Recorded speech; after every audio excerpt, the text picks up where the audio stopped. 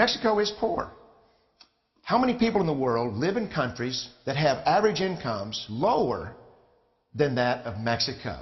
And the World Bank tells us that that number is these 3 billion plus another 2.6 billion people. 5.6 billion people in the world who live in countries with average incomes below that of Mexico. That's 5,600 gumballs. And so what is it that the elites are telling us? They're telling us that when we take this 1 million immigrants, that we somehow or another are tackling world poverty. And we have to do it regardless of the effect on our unemployed, the working poor, the most vulnerable members of our society, regardless of the effect on our natural resources. Even if we went by the most radical proposals in Washington, which are to actually double our immigration to 2 million a year,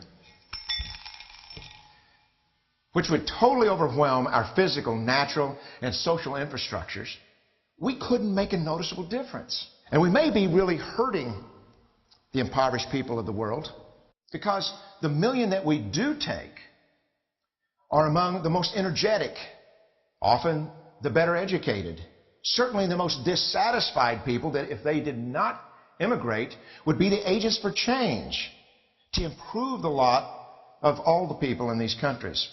The true heroes in the global humanitarian field are the people in these countries who have the wherewithal to immigrate to another country, but instead stay in their countries, to apply their skills to help their fellow countrymen.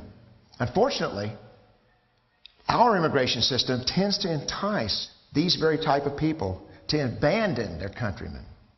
The impossibility of making even a dent is actually worse than it looks here. Because last year, when we took 1 million immigrants, these countries added, births over deaths, 80 million more people into the impoverished population. And this year, Congress is bringing in 1 million legal immigrants. And this year, according to the United Nations, these countries